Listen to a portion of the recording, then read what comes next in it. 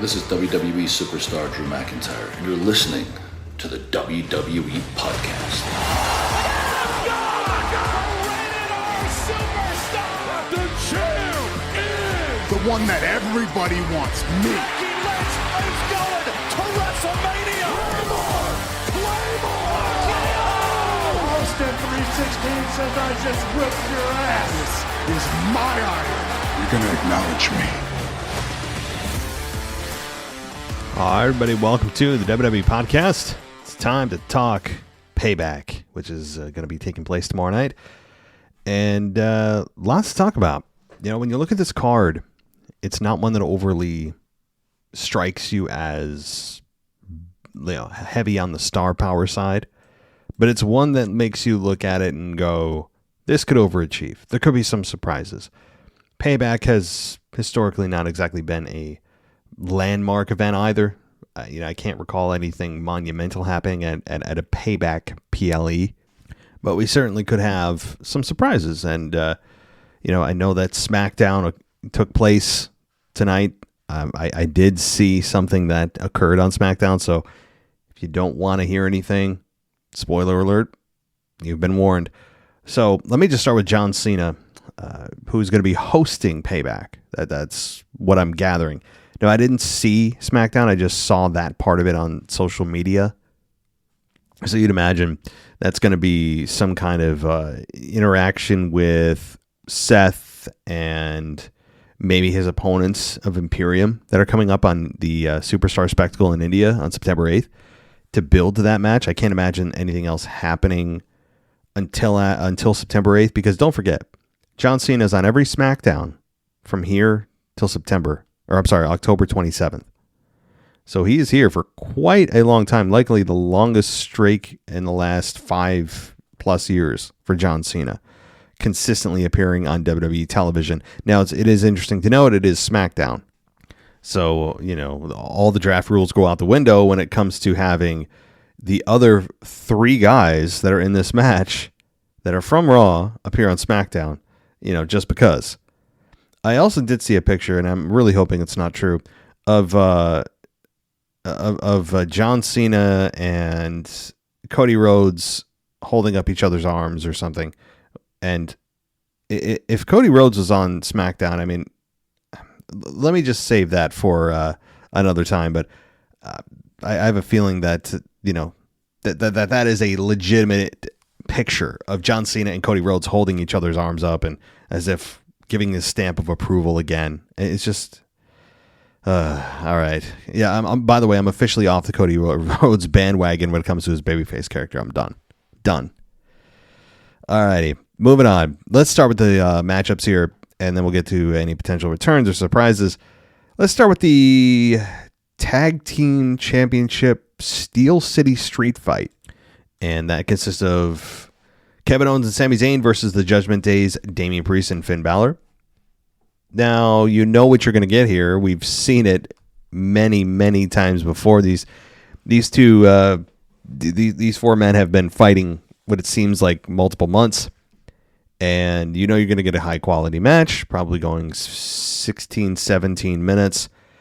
And it's going to end with some form of miscommunication between Damian and Finn, or it could also end with JD McDonough inadvertently costing them the matchup, or purposefully causing them the matchup, and that leads to more tension between Finn and Damian because JD is Finn's friend, and therefore what does Finn do? Not Shin.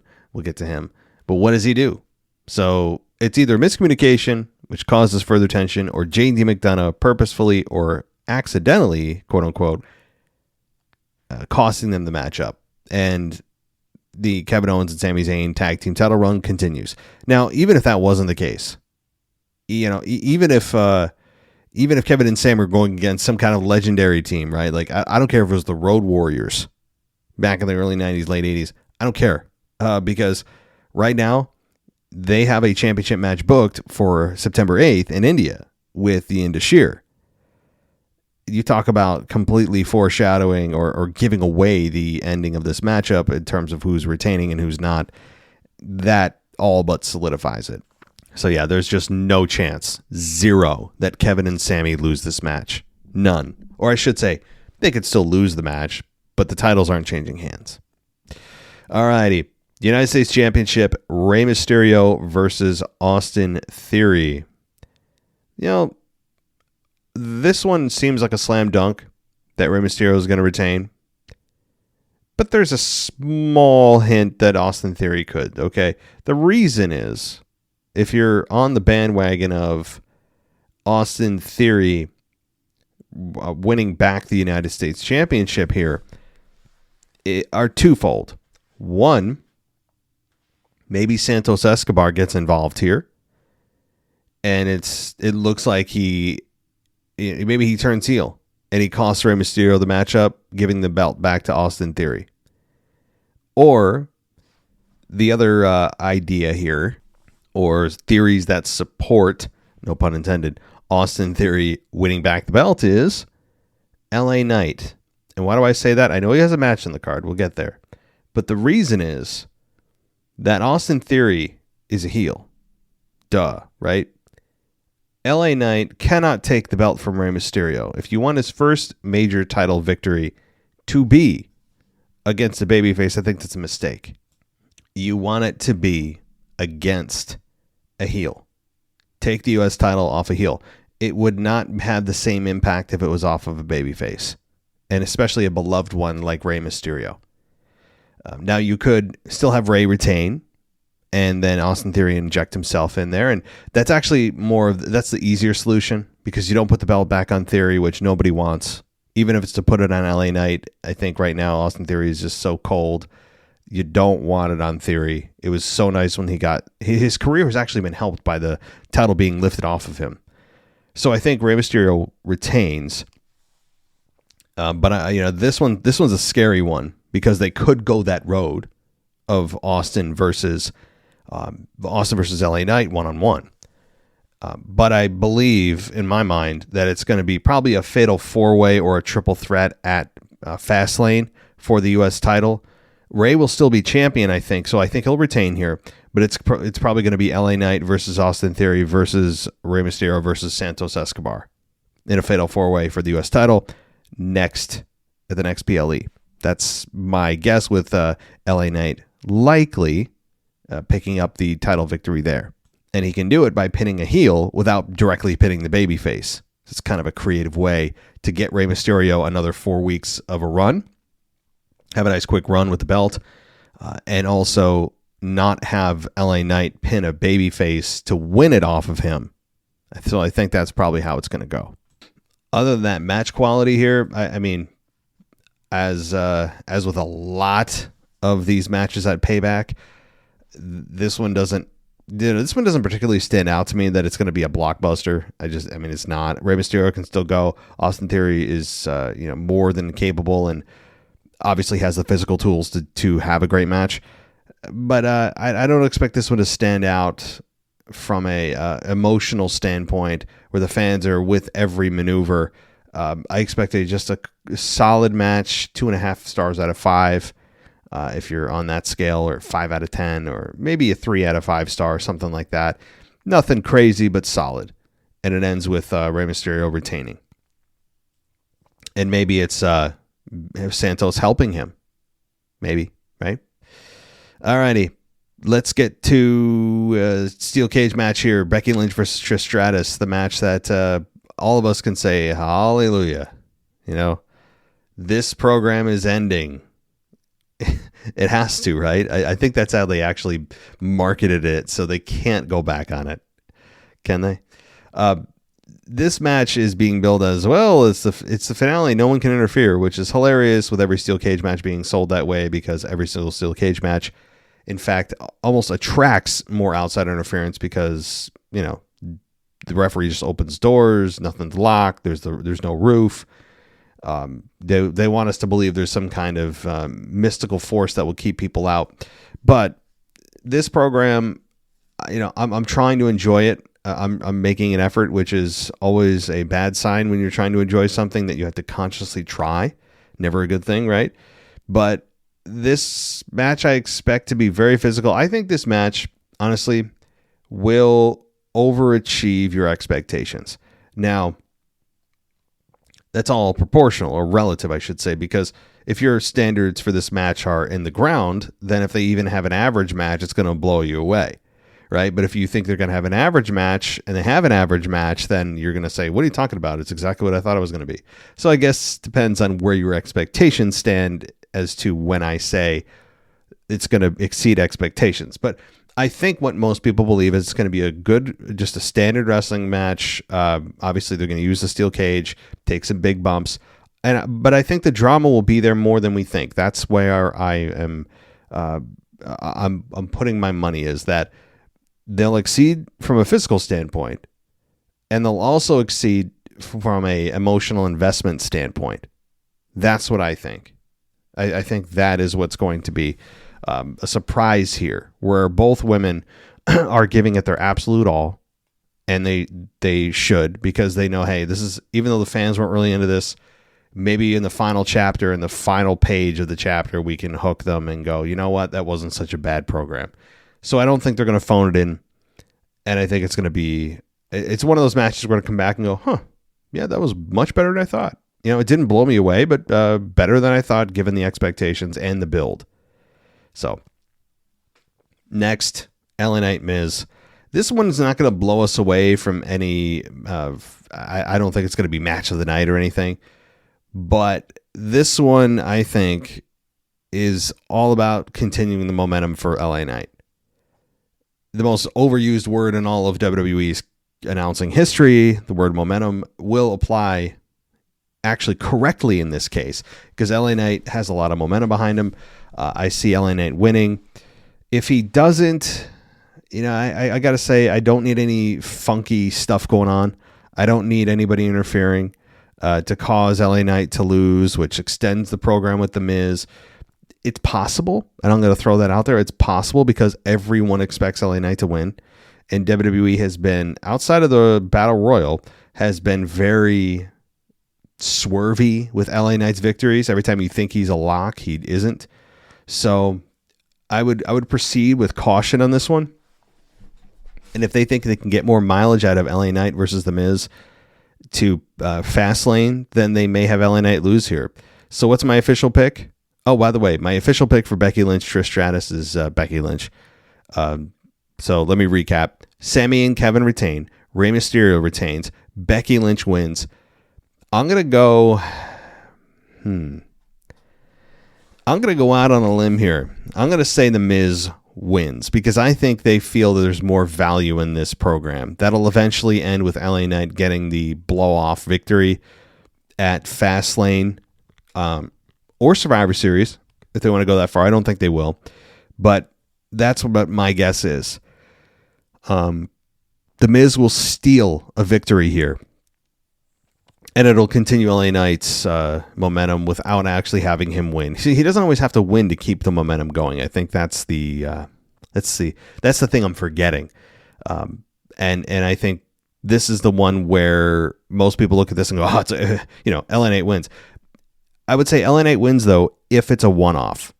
If there's no program with LA Knight and The Miz at Fastlane, then sure, LA Knight wins. But I think they're looking at this going, The Miz and LA Knight has more gas left in the tank. So if that's the case, then LA Knight loses, and I'm gonna go with The Miz in a shocking victory. Of course, not clean. The Miz is gonna win by some kind of interference, and it could lead to LA Knight's next opponent too. But all right, so Miz wins. Alrighty, let's go to the Women's World Championship match of Rhea Ripley versus Raquel Rodriguez. Now, this matchup, or this program, I have to say, before we get the actual matchup here, the program itself has been a long time coming. This is the matchup we thought we were going to get at SummerSlam, and we didn't. The narrative here that's going to sell you, if you're interested in this, is size and power. That's what the selling point is of this, because there's not really a deep story other than Rhea injuring Rhea injuring Raquel, injuring her knee and having Raquel try to sell it for a while. And then Raquel this past week telling Ripley to stop using her size and strength to her advantage. What? That's like saying to Rey Mysterio, well, when you stop using your speed and your agility, that's when you become a real man. Like, what are you talking about? Who is not using what they're good at to win matches and be dominant? Like, very weird. And I went over this on the Monday Night Raw review with Thomas Franco. You guys should check it out. Very weird promo. And it honestly is very hard for Raquel to stay babyface. They are clinging to the babyface character with Raquel. And I'm very interested also from a crowd perspective, how people react to this match. Because yes, Rhea Ripley has met her match from a physical standpoint. Yes. In some respects, Raquel may be stronger, right? But Rhea's more over. And all Raquel has going for her is that she's physically imposing. That's it. And she's a good-looking woman, of course, but that's like not even on my top 10 list of things that I'm concerned about for her. But her babyface character is clinging to, it's on life support, not her career, her babyface character. She has a lot left in the tank. I think Raquel is going to be a massive player when she becomes a heel. And it's going to be very fun to hear the crowd. And maybe they go along and they could just continue with the mild support for Raquel. It's not booing her, but it's kind of like, meh, all right, we'll cheer you. It's kind of that resistant, forced cheer that, you can't really hate her, but you're not buying into this babyface stuff. It doesn't fit her at all.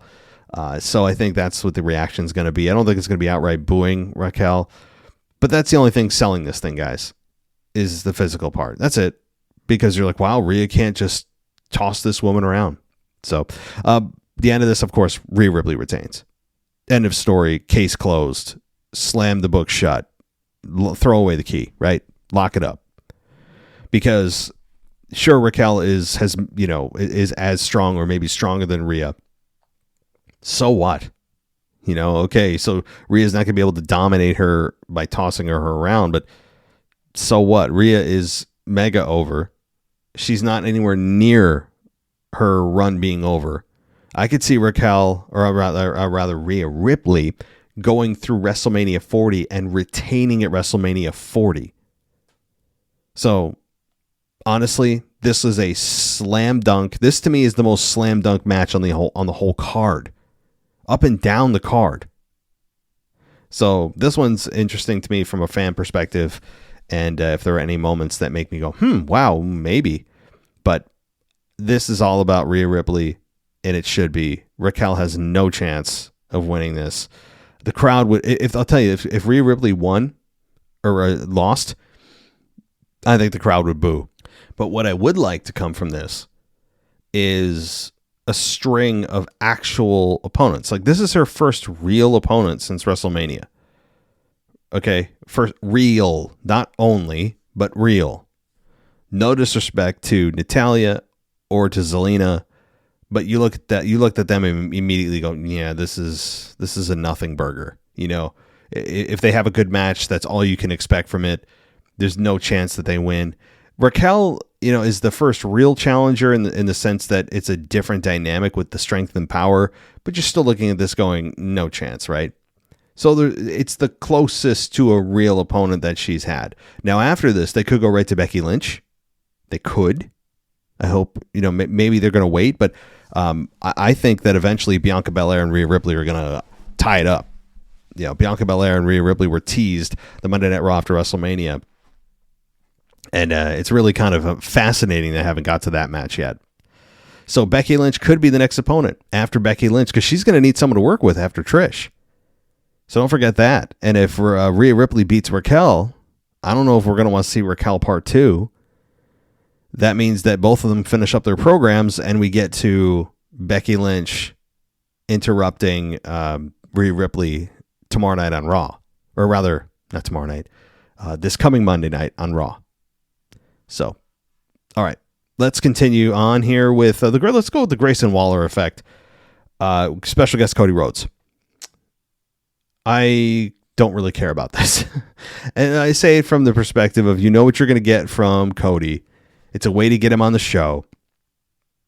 And it's a way to also give the rub. Thank God I know what that means. Thanks to Cody this past Monday, I can actually use that word and feel smart. Thank you, Cody. Whew.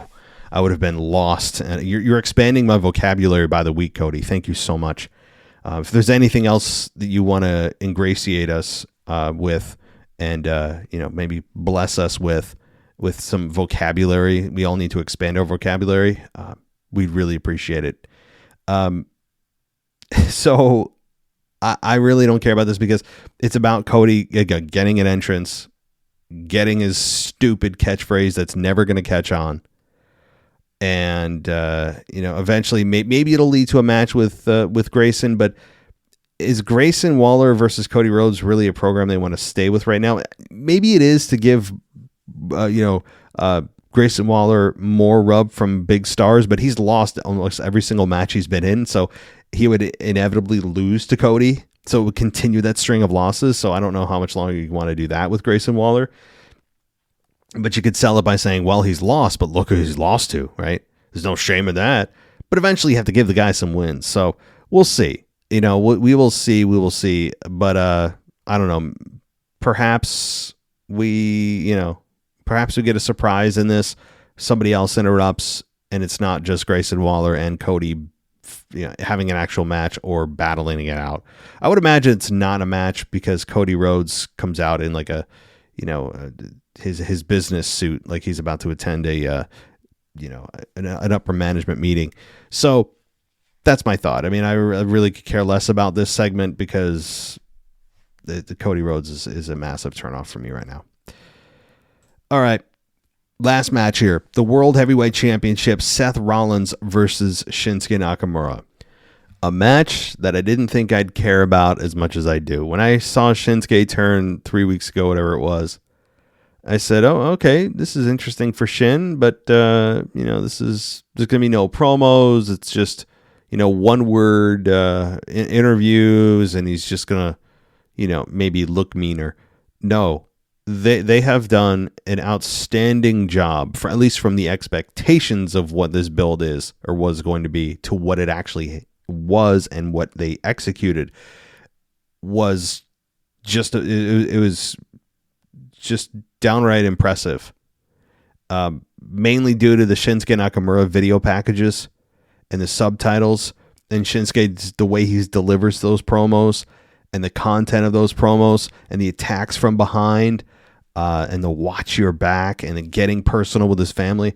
I mean, unbelievable. And I hope this continues for Shinsuke.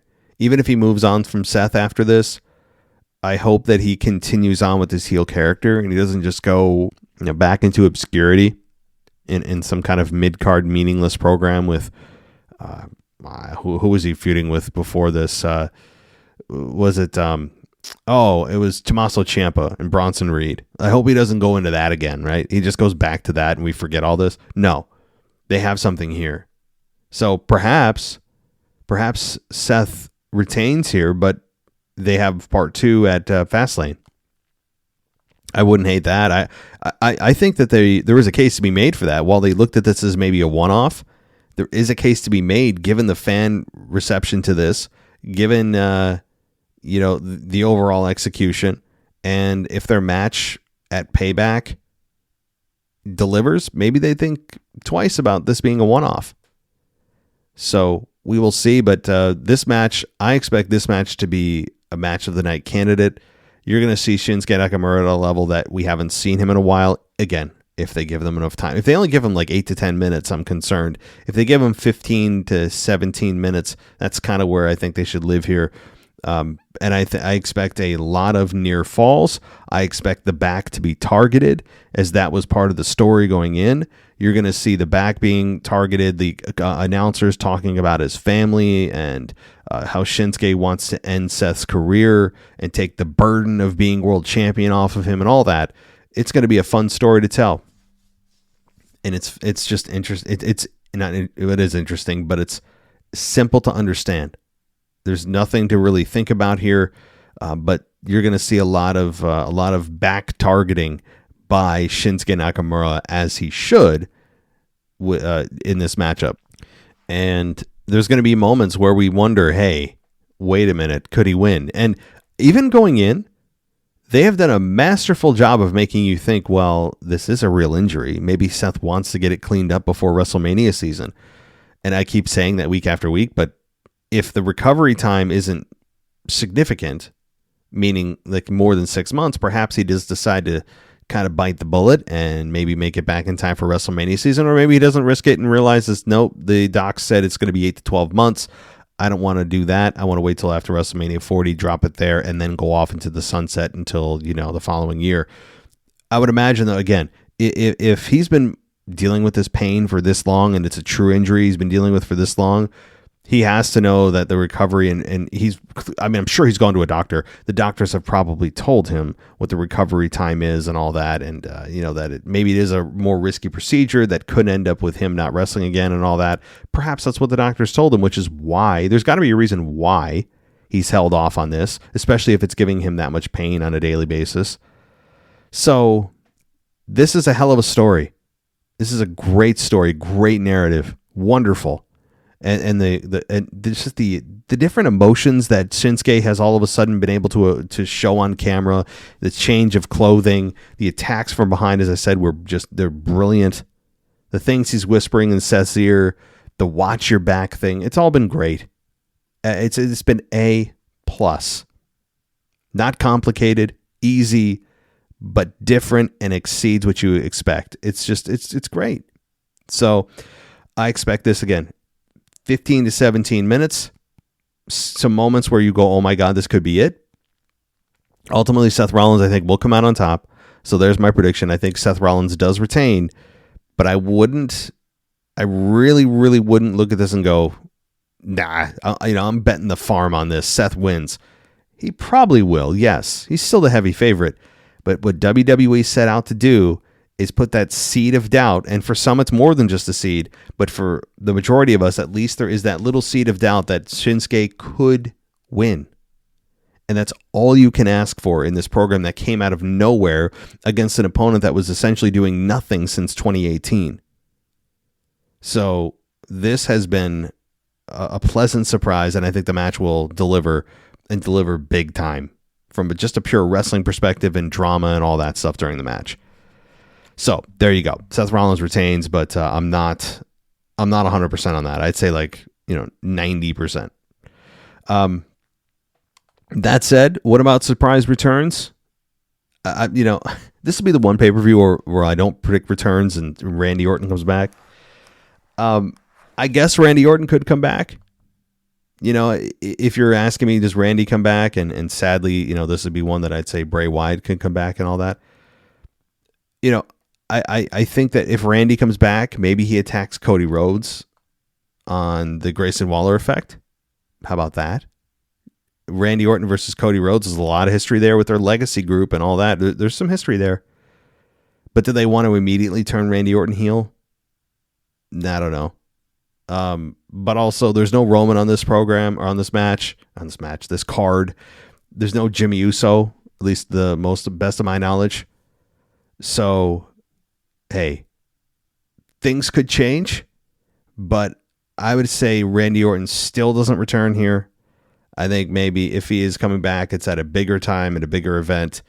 Do I expect anybody else to come back? Big E, maybe. Maybe Big E. He's floating out there, although he's getting the same, from what I understand, the same recommendations from his doctors as Randy is don't wrestle again and all that. I don't think that's going to be the case, but that said, do I expect big returns? No, which means WWE probably will deliver them because it's a pay-per-view that you look at and go, it's a B pay-per-view, a C pay-per-view. Some good matches, there'll be some good wrestling, but ultimately no big returns.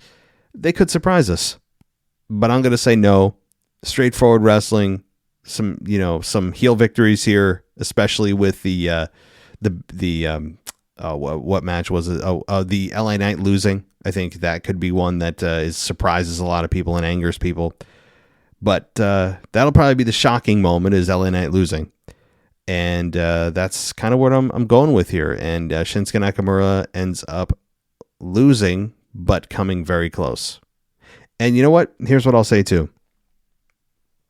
if they're continuing Shinsuke and Seth even after Shinsuke loses this match, maybe it's a situation where I'm thinking back to Triple H and HBK 2002 SummerSlam. Those of you that remember that match offhand know what I'm talking about. It's when HBK came out of retirement since 1998. He was out of wrestling for 4 years. Massive back injury that happened at a casket match with The Undertaker. Well documented. But the end of that match, HBK won. But at the end of that match, Triple H took a sledgehammer to his back. And the story was that, if HBK wasn't going to be able to wrestle again, though, there's your out. But if he can, well, you can explain that the doctors said he's fine. He'll be cleared, this and that after a month. And he ended up being able to go on, until 2011 when he retired after WrestleMania 26. So, he went on for several more years. But my point is that this could be a Shinsuke Nakamura attack on Seth after the match, where maybe Seth and Shinsuke look like they're going to shake hands, and he gives him a low blow and then hits him in the back with a chair repeatedly. I don't think he'd go sledgehammer, but he could do something to make it look like he's injured Seth, and Seth may have to relinquish the belt, and they continue their program through Fastlane. So that's possible too. So, all right. Well, there you have it. My official preview and predictions for the Payback event that's coming to you tomorrow night. I did not see SmackDown outside of the little John Cena hosting Payback thing, which should be fun. And it'll be, right into the program he's going to be having on September 8th, and then whoever he's facing after that. So fun. Kind of feels like a throwback month or so, right? For those of us that you grew up watching the Attitude Era, the Ruthless Aggression Era, John Cena, one of the major faces of that era, and the most consistent run he's had in quite a long time. So, guys, if you want to join Patreon, good time to do it, because you get to join all the other fans of this show in a special Discord server to talk about whatever's going on in wrestling. It's open 24/7, and it's particularly interesting during live events and during pay-per-views. So this is going to be an opportunity you don't want to miss. It's accessible to all levels of Patreon, which means you can get it for $1, including every show we've done ad-free for $1. Can't beat that. And you can also check us out on Apple Podcasts. There's an ad-free 7-day free trial there. Or, as I said, Patreon is offering a 7-day free trial too, which means you get to hear all of our reviews and previews for Payback and Raw and SmackDown and the Week in Review. All of that happens in a week, and you get it all ad-free for free on Patreon and a 1-week free trial. So check that out. You also head to WWEpodcast.com for an ad-free VIP experience, or WWEpodcastshop.com. So, alrighty, guys. Thanks so much for listening. Enjoy Payback. I will be doing a review show probably Sunday. If I'm feeling frisky, Saturday night, but we all know how that goes. Sleep usually wins the battle, so I'm predicting Sunday morning, but hey, maybe I'll get inspired and have some kind of divine intervention and do it Saturday night. But all right, everybody, enjoy the show, take care, and I'll talk to you next time.